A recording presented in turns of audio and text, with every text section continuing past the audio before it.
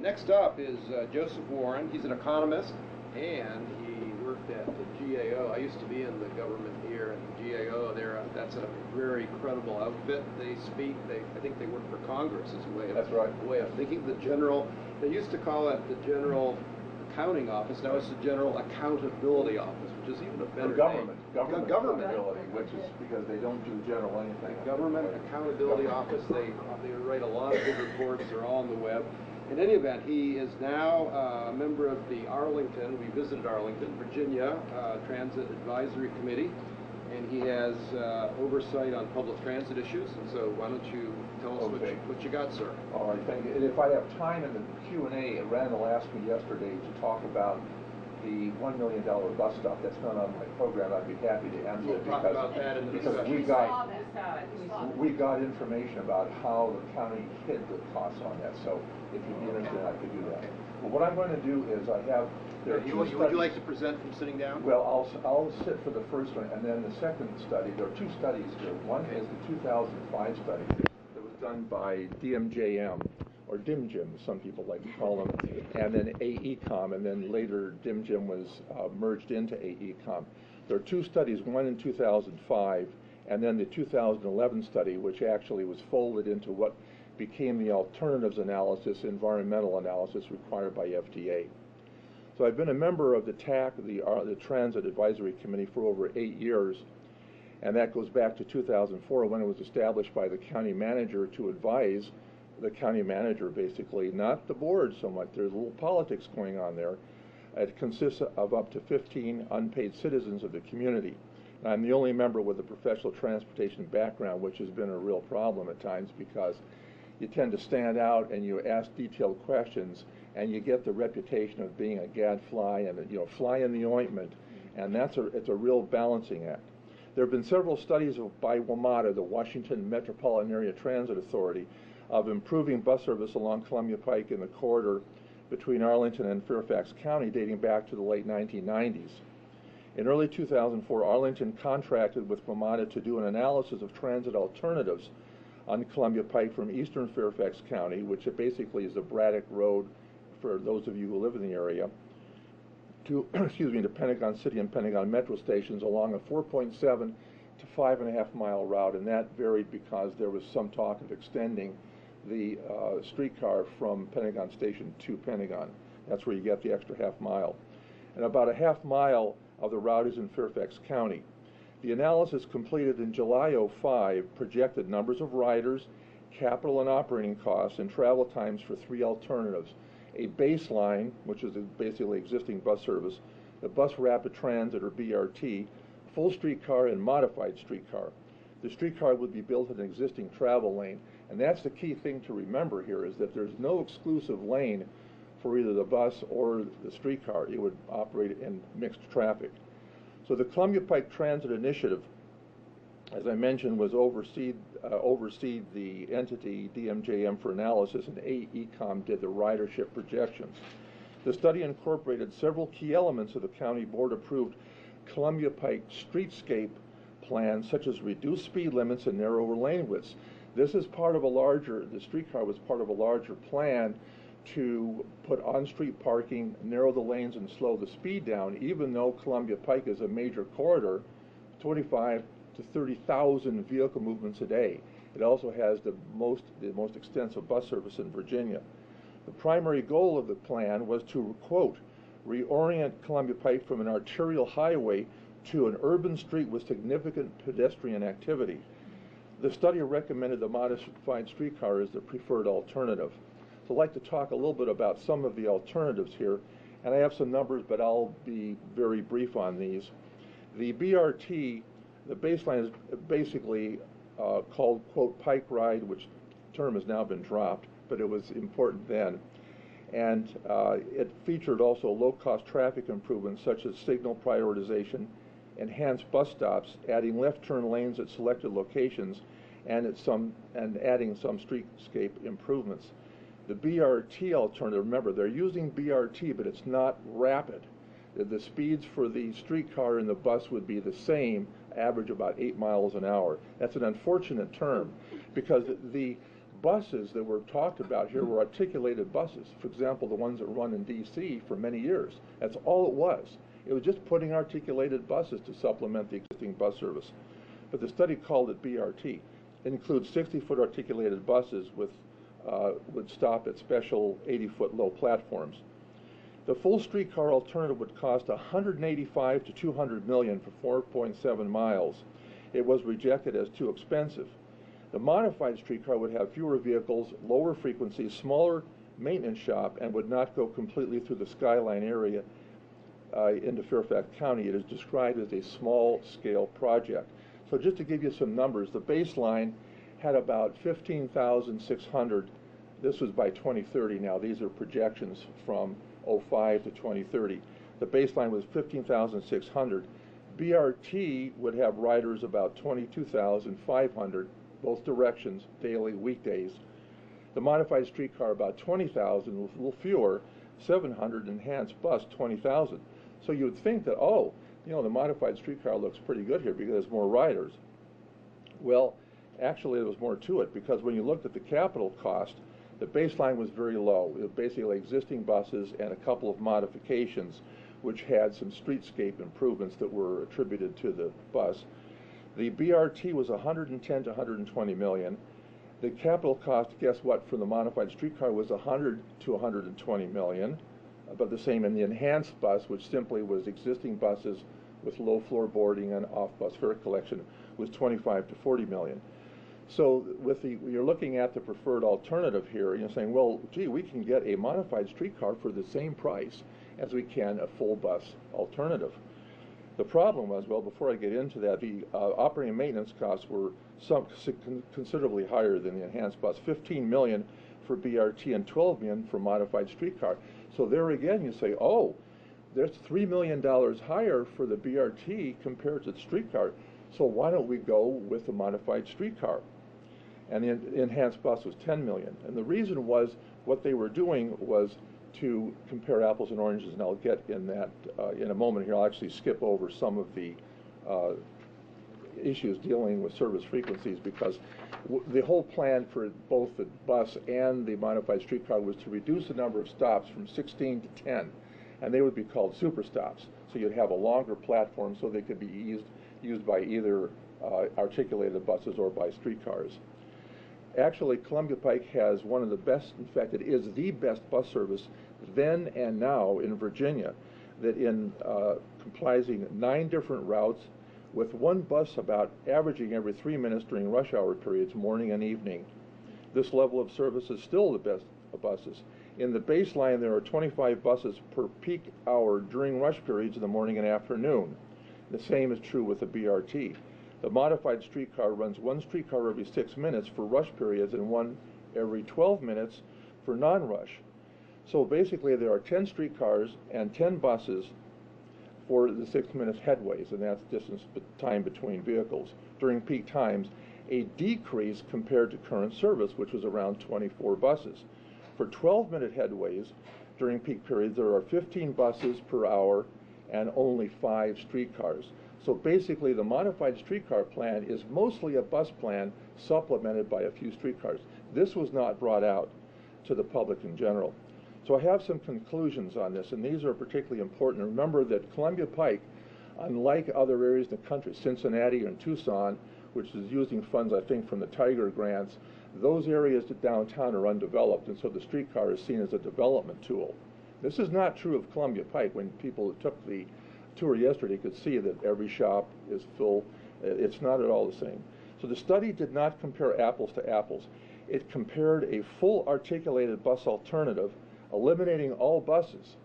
So the BRT as shown in the study mean that all existing buses would be eliminated and they would go to articulated buses even when they weren't needed, to the full streetcar and modified streetcar, which is a mostly existing bus alternative. So this is an apples to oranges comparison. This also violated an FTA requirement that similar operating plans had to be compared. The plan also did not consider a modified BRT alternative, which would use some articulated buses that would incur much lower capital costs. The consultant estimated in April '06 that a, quote, enhanced bus alternative using some articulated buses on heavily used routes would cost between 25 to 40 million. And that's basically what we advised the county to do. But they came out with this in April, 2 weeks before the county voted on the project. Number two, the alignments in the modified streetcar and BRT were different. 4.7 miles for the modified streetcar and 5.9 miles for the BRT. The reason the modified streetcar only served Pentagon City Station, they didn't extend all the way to the Pentagon, even though thousands of people go to the Pentagon every day. Cost, number three. Cost for the BRT alternative included $30 million in unnecessary street space and utility costs. The technical appendix showed that certain street reconstruction costs were attributed to BRT. Later analysis by myself revealed that these costs were improperly added. There was interference by a county board member to include reconstruction costs. And then four, the Federal Transit Administration informally told Arlington it was unlikely to participate in funding the project because it would not have a dedicated transit way. It did not reduce congestion, and the benefits of the so-called modified streetcar could be achieved simply by an enhanced bus alternative. So that really concludes the first study. And that was really based on an improvement in transportation because it was said that, well, that we needed the bus, but we couldn't really handle the future traffic loads without that. Now the second study, and I have some slides on this that really were from this new group that actually started this year in April, Arlingtonians for Sensible Transit. I don't have time to go through the whole thing, and actually there's some errors in it, because what they do is they use BRT in the same sense, and it is not rapid, it's the same buses, so they actually hurt their case, because some people in the presentation said, wait a minute, this is not operating, the bus is not operating on an exclusive lane, and so by overstating the case, they actually tend to hurt themselves. So I'll come to that pretty soon. And to start this, I guess we can use the clicker here. Do it in about 5 more minutes. I have 5 more minutes? Yeah. Okay. The basic issue with the current study is that the costs have gone up enormously. They're now 242 to 261 million from the 110 million in the previous study. Ridership, however, is only slightly different, only 4 to 6% greater.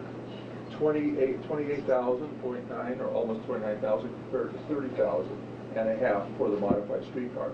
So the current study basically just said, okay, the county has declared in favor of modified streetcar, so we'll accept that, and we'll just compare this now with something called TSM2, which is simply the articulated bus. And TSM1 was the existing bus with some of the advances and enhancements such as off-bus fare collection. So the costs actually have enormously increased they're now about 4 to 6 times the cost of the articulated bus. I didn't mention the cost here, but the enhancement, this is not in the slide, by the way. The capital costs are $6 million for the enhanced bus, 39 to 68 million for the articulated bus, which is mostly, as I mentioned, actually assisting and providing additional service. The reason for the big gap here is that if Metro can't handle the maintenance, then a new shop would have to be built. That accounts for the 68 million. The 39 million means Metro could simply incrementally add to its maintenance facility, and that cost is reflected plus the cost of the articulated buses. And as I mentioned, modified streetcar is actually over 261 million. And that figure, they came in with 249 million. That's the official figure. Magically $1 million below FTA's requirement of 250 million, but that was actually false. There are a number of problems with the study because they were not counting, number one, the cost for a maintenance facility, which is required by FTA. I actually discovered that and pointed that out. Number two, they were assuming that there were only 2 doors for articulated buses rather than 3, and the consultant said, well, that's because of that, it's going to take longer to get people on and off, and therefore there's a cost. It turns out, since there's no difference in travel time, there's really no difference in cost. People can board and the like in the same time. And third, that there was deliberately misleading potential information about the articulated bus, because the consultants, since this project is now about urban redevelopment, they're trying to justify it. So early on, in the December release of the study, they said, oh, there's no improvement in development due to the articulated bus. Later on in the AA, the alternatives analysis required by FTA, it magically said it's 3/4. But what happened between December 2011 and May of 2012? No explanation whatever. And then they referred to other studies such as the Goody-Clancy study that was done for the DC Streetcar, which is now about 2 miles of the 37-mile system projected, 2 miles, 2 years behind schedule, and I think that they have as well problems with getting a vehicle. And then the final issue with this current study is that even though the contract requires Arlington to look at, quote, impacts on vehicle movements on Columbia Pike, this is a major arterial we're talking about, they didn't do it. Either the consultant, AECOM, either withheld the information or they didn't do it. So now it's the subject of a Freedom of Information Act. This is really awful because I've been told personally that the multimodal group is going to do the study, which is a group that's looking at the street space that I mentioned earlier. And the streetscape people, or the multimodal, said, oh no, that's the responsibility of the streetcar people to do it. So you go back and forth, and it's simply all about a delay, and that's where it stands. So that last February, I filed through the Arlington County Taxpayers Association a Freedom of Information Act request. The county said, we'll get back to you. It's now late October, and we're still waiting to hear anything. They also want almost $3,000 to provide information that the county has, and the county was provided by the consultant and has already paid for. That's what's going on here in Arlington. So that really concludes my major comments. If we have time for a minute or so. Okay, let's. I think you're going to use the up button. Okay, let's try that. The up button here. All right, let's go through this. This is just, this shows an increase from 120 million to now. I did mention, by the way, that FTA in April, this is an important point, turned the county down, and they cited the point that I raised about no cost estimate. So the cost now is a minimum of 310 million, and it could be as much as 400 million if additional contingency funds were added. So that's fairly important. I'm going to really zip fun through these because the Dulles Rail, we're not really doing that. This is interesting. The Norfolk Tide went from about 227 million to 338. The county, the mayor was fired because he lied to the people. The director of transportation was also fired 2 years ago because he lied. He covered up the costs. So this is very similar to what we're experiencing in Columbia Pike. And this is a good example here. This is the AA I'm talking about. This was the plan of 249 million. And you can see the federal share, assuming they'd get about 75 million, they're actually, the county applied for 60. They were turned down. State, there was no basis for assuming the state would provide 35 million, and the rest was local. Now with 310 million, no federal funds, and then now we have a large gap here, and then with the FTA upper, it's going to be considerably more. Okay, Mythbusters capacity, I talked about that. That's something that Randall mentioned in his speech last night, that because buses can be run more frequently as opposed to the streetcars, they actually have more capacity, so we don't need to talk about that. This is just showing the United Streetcar would be used in Arlington, the same issue there, more capacity again. So basically there's only, let's get to the discussion. Okay, yeah, the rest of these are not that. Okay, all right, thank you. Thank you.